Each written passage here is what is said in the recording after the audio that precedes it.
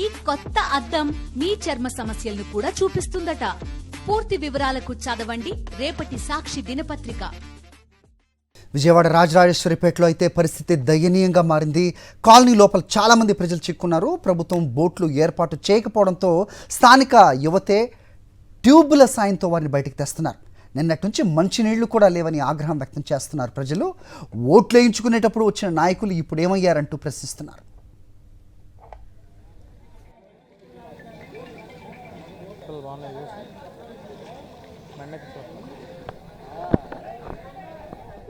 రాజరాజేశ్వరిపేటలో వరద పరిస్థితికి సంబంధించి మరింత సమాచారం మా ప్రతినిధి పోతురాజు అందిస్తారు.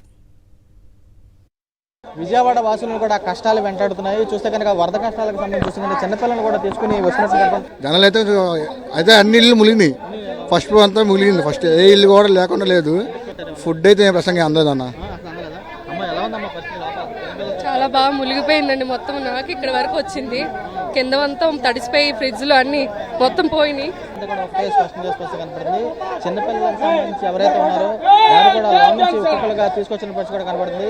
ప్రధానంగా చూస్తే కనుక ఎవరైతే ఉన్నారో వీరికి సంబంధించి కూడా లోన్ ఉన్నట్టు వారు కూడా ఒక్కొక్కరుగా కూడా తీసుకొచ్చే ప్రయత్నాలు చేస్తున్నట్టుంది. కానీ ఉన్నటువంటి సంబంధించి లోన్ ఎవరైతే ఉన్నారో వారికి సంబంధించి మిగతా వాళ్ళు వారిని కూడా తీసుకురావాలని చెప్పి వారు కూడా కోరుకుంటున్నారు. చిన్నపిల్లలకు సంబంధించి ఎవరైతే ఉన్నారో లోపల వారిని పడవలు పెట్టి కూడా ఏర్పాటు చేసి తీసుకురావాలని చెప్పి కోరుకున్న పరిస్థితి కూడా కనబడుతుంది. అన్నా చెప్పండి, గతంలో ఎప్పుడన్నా చూసారో ఇక్కడ? లేదు, ఇది ఫస్ట్ టైం. ఎప్పుడు చూడలేదు ఇట్లాంటి సిచ్యువేషన్. సో నిన్నటి నుంచి అందరూ ప్రయత్నిస్తున్నారు జనాలు ఎలా తీసుకురావాలనేది. సో అందరూ ఒకరికొకరు హెల్ప్ చేసుకుంటేనే మనం దీని నుంచి బయటపడగలం. గతంలో ఆల్మోస్ట్ అంతే ఉంది. ఇప్పుడు ఊహించలేదు. అంటే సిటీ అంతా ఓకే, ఇది కొంచెం లోతట్టు ప్రాంతం కాబట్టి సడన్గా జరిగింది. ఇది ఇలాంటివి జరగకూడదని ఎక్స్పెక్ట్ చేస్తున్నాం. లోపల పీపుల్ ఎలా తీసుకురావాలో అంత ఆలోచిస్తున్నాం. మా ఫ్యామిలీ ఉన్నారు అంటే అందరూ ఉన్నారు, చిన్న చిన్న పిల్లలు ఉన్నారు. నిన్న మధ్యాహ్నం నుంచి మేము ప్రయత్నిస్తుంది అది. నిన్న మధ్యాహ్నం నుంచి మేము ఫ్యామిలీని తీసుకురావడానికి ఎన్నో రకాల ప్రయత్నిస్తున్నాం. లోన ఫ్యామిలీస్ ఏవైతే ఉన్నాయో వాళ్ళకి సంబంధించి కూడా సేఫ్గా తీసుకురావాలని చెప్పి చెబుతున్నారు. ఇక్కడికైతే ట్యూబులకి సంబంధించి వేసుకుని ఏదైతే ఉన్నటువంటి వారు కూడా ఒక్కొక్కరు కూడా బయటపడి ప్రాణాలు రక్షించుకునే ప్రయత్నం అయితే చేస్తున్న పరిస్థితి ఉంది. ఏదైతే ఉన్నటువంటి సాధారణ ట్యూబులు అయితే ఉంది ఆ ట్యూబుల ద్వారా కూడా లోన్ ఉన్నటువంటి వారు కూడా కొంతమంది తీసుకొచ్చేటువంటి ప్రయత్నాలు కూడా చేస్తున్నారు. ఎందుకంటే నుంచి కూడా వేసుకుని లోన్ నుంచి వచ్చినటువంటి పరిస్థితి కూడా కనబడుతుంది. ఇక్కడ వీరున్నారు వీరితో మాట భయ ఏంటి ట్యూబులు కట్టుకెళ్తున్నారు ఏంటంటే బాగా లోతానా బీభత్సం లోతు సమస్య లేదని ఇంకా ఏదో తీసుకెళ్తున్నాం. తీసుకొచ్చి ఆడవాళ్ళకి రోడ్డు మీద దింపుతున్నాం. మేమే కట్టుకున్నాం. ట్యూబుల్లో కూడా ఉన్నటువంటి మహిళలకు సంబంధించి కానీ వృద్ధులు కానీ వీరే స్వయం యువకులు ఎవరైతే ఉన్నారో ఇక్కడ ఉన్నటువంటి యువకులు కూడా ప్రత్యేకంగా ట్యూబులు కట్టుకుని చేస్తున్నటువంటి పరిస్థితి కూడా కనబడుతుంది. ఇక్కడ వారు ఉన్నారు, వీరితో మాట్లాడించే ప్రయత్నం కూడా చేద్దాం. అమ్మా చెప్పండి, అసలు లోన పరిస్థితి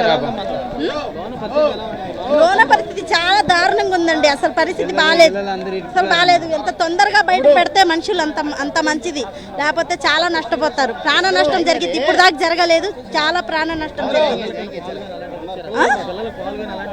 అస్సలు పాలు కానీ వాటర్ కానీ ఏది అస్సలు తీసుకొని రాలేదండి. అసలు ఇలాంటి ప్రభుత్వం ఇలాగా ఇచ్చేస్తే ఎలాగా చెప్పండి ఒకసారి.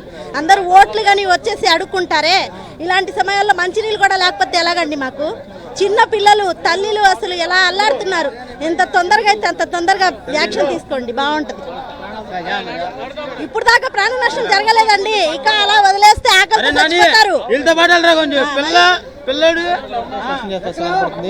ఇప్పటి వరకు కూడా ఉన్నటువంటి ఏదైతే పాత రాజేశ్వరిపేటకు సంబంధించి ఎటువంటి ప్రాణ నష్టం జరగలేదు. ఎక్కడి నుంచి లోన్ ఉన్నటువంటి ఎవరైతే చిన్నపిల్లలు కానీ వీళ్ళున్నారో వారిని కూడా కాపాడకపోతే తీవ్ర ప్రాణ నష్టం కూడా జరిగిద్దని చెబుతున్నారు. ఇక్కడ ఉన్నటువంటి అధికార యంత్రాంగం కానీ ప్రభుత్వం కానీ తమకు పట్టించుకున్నటువంటి దాఖలాలు లేవని వాపోతున్న బస్సు కూడా కనబడుతుంది. రాజు సాక్షి రాజరాజేశ్వరిపేట నుంచి.